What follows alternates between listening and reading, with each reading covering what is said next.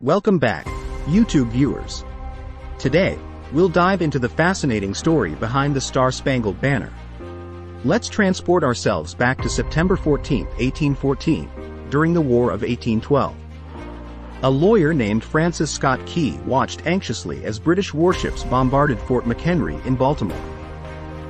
Key's inspiration to write the song came when he saw the American flag still flying proudly above the fort after a night of intense shelling.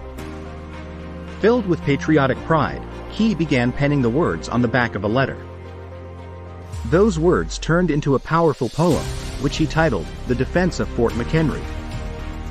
Within weeks, the poem was published in local newspapers and quickly gained popularity. People began singing the poem's words to the tune of a popular British drinking song called, "To Anacreon in Heaven."